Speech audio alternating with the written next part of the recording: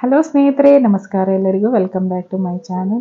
ಸ್ನೇಹಿತರೆ, ಇವತ್ತು ಇನ್ನೊಂದು ಪ್ರಶ್ನೆ ಜೊತೆ ಬಂದಿದ್ದೀನಿ. ತುಂಬ ಜನ ಮುಖ್ಯವಾಗಿ ಕೇಳ್ತಾ ಇದ್ದಂಥ ಪ್ರಶ್ನೆ. ಯಾಕಂದರೆ ನಾನು ಇದಕ್ಕೆ ಮುಂಚೆನೇ ವಿಡಿಯೋ ಮಾಡಬೇಕಾಗಿತ್ತು.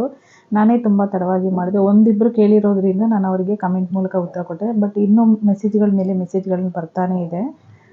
ಸ್ನೇಹಿತರೆ, ಹೊಸದಾಗಿ ನನ್ನ ಚಾನಲ್ನ ನೋಡ್ತಾ ಇರೋರಾದರೆ ಪ್ಲೀಸ್ ನನ್ನ ಚಾನಲ್ನ ಸಬ್ಸ್ಕ್ರೈಬ್ ಮಾಡ್ಕೊಳ್ಳಿ. ಹಾಗೆ ಪಕ್ಕದಲ್ಲಿರೋ ಬೆಲ್ಲೈಕನ್ನ ಕ್ಲಿಕ್ ಮಾಡಿ, ಆಲ್ ಅನ್ನೋದನ್ನು ಸೆಲೆಕ್ಟ್ ಮಾಡಿ. ಯಾಕೆ ಗೊತ್ತಾ, ನಾನು ಎಲ್ಲದ್ರ ಬಗ್ಗೆನೂ ಡೀಟೇಲ್ ಆಗಿ ಒಂದೊಂದೇ ವಿಡಿಯೋ ಮಾಡ್ತಾ ಇದ್ದೀನಿ. ಎಲ್ಲ ವಿಷಯನೂ ಒಂದರಲ್ಲೇ ಹೇಳಿದ್ರೆ ತುಂಬ ಲಾಂಗ್ ಆಗಿಬಿಡುತ್ತೆ. ನಾನು ಸಿಂಗಲ್ ವಿಡಿಯೋ ಮಾಡ್ತಾ ಇದ್ದೀನಿ. ನಾನು ಹಾಕೋ ಎಲ್ಲ ವೀಡಿಯೋಸು ನಿಮಗೆ ನೋಟಿಫಿಕೇಷನ್ ಬರಬೇಕಂದ್ರೆ ನೀವು ಆಲ್ ಅನ್ನೋದನ್ನು ಸೆಲೆಕ್ಟ್ ಮಾಡಬೇಕು. ಬೆಲ್ ಐಕಾನ್ ಕ್ಲಿಕ್ ಮಾಡಿ ಆಲ್ ಅನ್ನೋದನ್ನು ಸೆಲೆಕ್ಟ್ ಮಾಡಿದ್ರೇ ನಿಮಗೆ ನಾನು ಹಾಕೋ ವೀಡಿಯೋಸ್ ಎಲ್ಲನೂ ನೋಟಿಫಿಕೇಷನ್ ಬರುತ್ತೆ. ವೀಡಿಯೋ ಎಲ್ಲನೂ ಮಿಸ್ ಮಾಡಿದ್ರೆ ನೋಡ್ಬೋದು. ಹಾಗೆ ತಾಯಿ ಬಗ್ಗೆ ನಿಮಗಿರೋ ಗೊಂದಲ ಎಲ್ಲನೂ ದೂರ ಆಗುತ್ತೆ. ಯಾಕಂದರೆ ಅಷ್ಟು ಡೀಟೇಲಾಗಿ ವೀಡಿಯೋಗಳನ್ನ ಕೊಡ್ತಾ ಇದ್ದೀನಿ. ಇದಕ್ಕೆ ಮೇಲೂ ನಿಮಗೆ ಏನಾದರೂ ಪ್ರಶ್ನೆಗಳಿದ್ದರೆ ನೀವು ಕಮೆಂಟ್ ಮಾಡಿ ಕೇಳಿ. ಅದಕ್ಕೂ ಸಹ ವಿಡಿಯೋ ಮುಖಾಂತರ ನಾನು ಉತ್ತರನ ಕೊಡ್ತೀನಿ.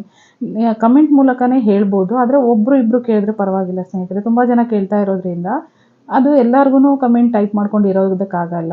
ಹಾಗೆ ನಾನು ಈ ವಿಡಿಯೋ ಮುಖಾಂತರ ಹೇಳೋದ್ರಿಂದ ನಿಮಗಷ್ಟೇ ಅಲ್ಲದೆ ಇನ್ನೂ ತುಂಬ ಜನಕ್ಕೆ ನೀವು ಲೈಕ್ ಮಾಡೋದ್ರಿಂದ, ವಿಡಿಯೋ ಇಷ್ಟ ಆದಲ್ಲಿ ಲೈಕ್ ಮಾಡೋದ್ರಿಂದ ಇನ್ನೂ ತುಂಬ ಜನಕ್ಕೆ ಅದು ಪಬ್ಲಿಷ್ ಆಗ್ತಾ ಹೋಗುತ್ತೆ, ರೆಕಮೆಂಡ್ ಆಗುತ್ತೆ. ಒಂದು ಓಂ ಶಕ್ತಿ ವಿಡಿಯೋ ನೋಡಿದ್ರೆ ಅದ್ರ ಕೆಳಗಡೆ ಎಲ್ಲ ಡೀಟೇಲ್ಡ್ ನಾವೇನು ವಿಡಿಯೋ ಹಾಕಿರ್ತೀವಲ್ಲ ಅದೆಲ್ಲನೂ ಅವರಿಗೆ ಸಜೆಷನ್ ಥರ ಬರ್ತಾ ಇರುತ್ತೆ. ಆವಾಗ ಅವ್ರಿಗೂ ಎಲ್ಲ ವಿಡಿಯೋ ಸಿಗುತ್ತೆ. ಯಾವುದೇ ಗೊಂದಲ ಇಲ್ದರೆ, ಯಾವುದೇ ಅನುಮಾನ ಇಲ್ದರೆ ತಾಯಿಯ ವ್ರತನ ಆಚರಣೆ ಮಾಡಿ ತಾಯಿಗೆ ಇರುಮುಡಿನ ಸಲ್ಲಿಸ್ಬೋದು. ಇವತ್ತಿನ ಪ್ರಶ್ನೆ ಏನು ಅಂತ ಕೇಳಿದ್ರೆ, ತುಂಬ ಜನ ಕೇಳಿರೋದು, ಮಾಲೆ ಹಾಕಿರೋ ಟೈಮಲ್ಲಿ ನಾವು ಮನೆ ಕೆಲಸ ಮಾಡ್ಬೋದಾ? ಅಂದರೆ ಕೊಳೆ ಬಟ್ಟೆ ತೊಳಿಬೋದಾ, ಪಾತ್ರೆಗಳು ತೊಳಿಬೋದಾ, ಮನೆ ಕೆಲಸ ಮಾಡ್ಬೋದಾ, ಮನೆ ಕ್ಲೀನಿಂಗ್ ಮಾಡ್ಬೋದಾ, ಅಥವಾ ಹೊರಗಡೆ ಕೆಲಸಕ್ಕೆ ಹೋಗ್ಬೋದಾ? ತುಂಬ ಜನ ಮನೆ ಕೆಲಸಕ್ಕೆ ಹೋಗ್ತಾ ಇರ್ತಾರೆ, ಬೇರೆಯವ್ರ ಮನೆ ಕೆಲಸಕ್ಕೆ ಹೋಗ್ತಾ ಇದ್ದಾರೆ. ಆ ಥರ ಕೆಲಸಕ್ಕೆಲ್ಲ ಹೋಗ್ಬೋದಾ ಅಂತ ಕೇಳಿದ್ದೀರಾ. ಖಂಡಿತ ಸ್ನೇಹಿತರೆ. ಯಾಕೆ ಗೊತ್ತಾ, ತಾಯಿನ ನಾವು ನಮ್ಮ ಕೊರಳಲ್ಲಿ ಇಟ್ಕೊಂಡಾಗ ನಾವು ಕೆಲಸ ಮಾಡಬಾರ್ದು ಅಂತೇನಿಲ್ಲ. ಶ್ರದ್ಧೆ ಭಕ್ತಿಯಿಂದ ನಿಮ್ಮ ದಿನನಿತ್ಯದ ಕೆಲಸನ ನೀವು ಮಾಡ್ಕೋಬೋದು. ತುಂಬ ಜನ ಹೊರಗಡೆ ಕೆಲಸಕ್ಕೆ ಹೋಗ್ತಾರೆ, ಕೂಲಿ ಕೆಲಸಕ್ಕೆ ಹೋಗ್ತಾರೆ, ಬೇರೆಯವ್ರ ಮನೆ ಕೆಲಸಕ್ಕೆ ಹೋಗ್ತಾರೆ, ಪಾತ್ರೆ ತೊಳೆಯೋದು, ಬಟ್ಟೆ ತೊಳೆಯೋದು, ಮಗು ನೋಡ್ಕೊಳ್ಳೋ ಕೆಲಸಕ್ಕೆ ಹೋಗ್ತಾರೆ, ಗಾರ್ಮೆಂಟ್ಸ್ಗಳಲ್ಲಿ ಹೋಗ್ತಾರೆ, ಹೌಸ್ ಕೀಪಿಂಗ್ ಕೆಲಸಕ್ಕೆ ಹೋಗ್ತಾರೆ. ಅವರೆಲ್ಲನೂ ಮಾಲೆ ಹಾಕ್ತಾರೆ. ಯಾವುದೇ ಥರ ತೊಂದರೆ ಇಲ್ಲ ಸ್ನೇಹಿತರೆ. ಮನೆಯಲ್ಲೂ ಅಷ್ಟೇ ನೀವು ದಿನನಿತ್ಯ ಹೇಗೆ ಅಡುಗೆಗಳು ಮಾಡ್ತೀರಾ, ಹೇಗೆ ಕೆಲಸಗಳು ಮಾಡ್ತೀರಾ ಅದೆಲ್ಲನೂ ಮಾಡ್ಕೋಬೋದು.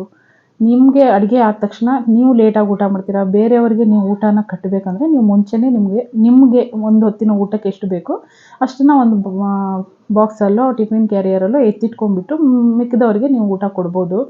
ಅದರಲ್ಲೂ ಕೂಡ ಏನೂ ಡೌಟ್ಸ್ ಇರಲ್ಲ.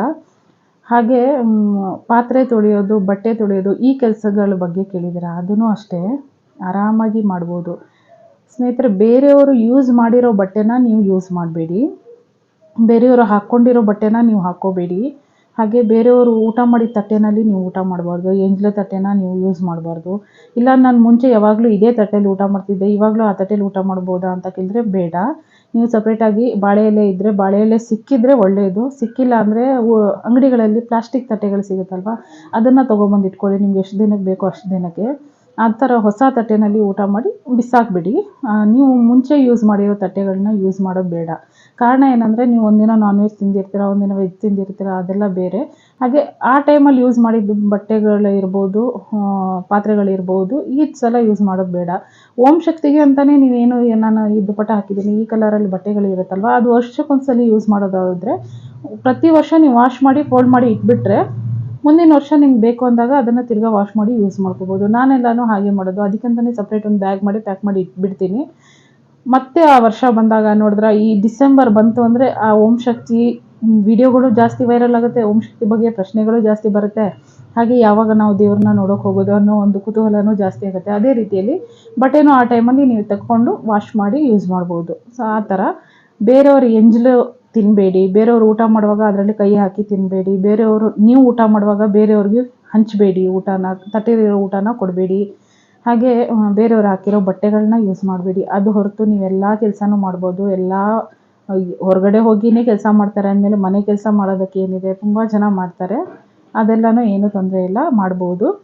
ನೀವು ಕೇಳಿರೋ ಪ್ರಶ್ನೆಗೆ ಉತ್ತರ ಸಿಕ್ಕಿದೆ ಅಂದ್ಕೊಂಡಿದ್ದೀನಿ. ಹಾಗೆ ವಿಡಿಯೋ ಇಷ್ಟ ಆದಲ್ಲಿ ಒಂದು ಲೈಕ್ ಮಾಡಿ. ನೀವು ಲೈಕ್ ಮಾಡಿದ್ರೆ ಇನ್ನಷ್ಟು ಜನಕ್ಕೆ ಅದು ಸಜೆಷನ್ ಥರ ಹೋಗುತ್ತೆ, ತುಂಬ ಜನರಿಗೆ ಉಪಯೋಗ ಆಗುತ್ತೆ ಅಷ್ಟೇ. ಹಾಗೆ ಸಬ್ಸ್ಕ್ರೈಬ್ ಮಾಡಿದ್ರೆ ನೋಡ್ತಾ ಇದ್ದರೆ ಪ್ಲೀಸ್ ಸಬ್ಸ್ಕ್ರೈಬ್ ಮಾಡ್ಕೊಳ್ಳಿ. ನಾನು ಹಾಕೋ ಎಲ್ಲ ವೀಡಿಯೋಸು ನಿಮಗೆ ನೋಟಿಫಿಕೇಷನ್ ಬರ್ತಾ ಹೋಗುತ್ತೆ. ಎಲ್ಲ ವೀಡಿಯೋನೂ ನೀವು ನೋಡ್ಬೋದು. ಈ ಓಂ ಶಕ್ತಿ ವಿಡಿಯೋ ಅಷ್ಟೇ ಅಲ್ಲ ಸ್ನೇಹಿತರೆ, ನಾನು ತುಂಬ ರೆಸಿಪಿಗಳನ್ನು ಶೇರ್ ಮಾಡ್ತಾ ಇರ್ತೀನಿ, ಅದು ಕೂಡ ನಿಮಗೆ ಬರ್ತಾ ಇರುತ್ತೆ. ಓಂ ಶಕ್ತಿ ತಾಯಿ ನೀವು ಮಾಲೆ ಹಾಕಿದಾಗ ಯಾವ ರೀತಿಯಲ್ಲಿ ಊಟ ಮಾಡಬೇಕಲ್ಲ ಆ ರೀತಿಯ ರೆಸಿಪಿಗಳನ್ನು ನಾನು ಶೇರ್ ಮಾಡ್ತಾ ಹೋಗ್ತೀನಿ. ಇನ್ನೂ ಶುರು ಮಾಡಿಲ್ಲ, ಅದನ್ನು ಮಾಡ್ತೀನಿ, ಅದು ಕೂಡ ನಿಮಗೆ ನೋಟಿಫಿಕೇಷನ್ ಬರ್ತಾ ಹೋಗುತ್ತೆ. ಅದಕ್ಕೋಸ್ಕರ ಚಾನಲ್ ಸಬ್ಸ್ಕ್ರೈಬ್ ಮಾಡಿಲ್ಲ ಅಂದರೆ ಪ್ಲೀಸ್ ಸಬ್ಸ್ಕ್ರೈಬ್ ಮಾಡ್ಕೊಳ್ಳಿ. ಪಕ್ಕದಲ್ಲಿರೋ ಬೆಲ್ ಐಕಾನ್ನ ಕ್ಲಿಕ್ ಮಾಡಿ ಆಲ್ ಅನ್ನೋದನ್ನು ಸೆಲೆಕ್ಟ್ ಮಾಡಿ. ಸಿಗೋಣ ಮುಂದಿನ ವಿಡಿಯೋದಲ್ಲಿ. ಇನ್ನೇನೇ ಪ್ರಶ್ನೆ ಇದ್ದರೂ ಪ್ಲೀಸ್ ಕಮೆಂಟ್ ಮಾಡಿ ಕೇಳಿ, ಆನ್ಸರ್ ಮಾಡ್ತೀನಿ. ಓಂ ಶಕ್ತಿ.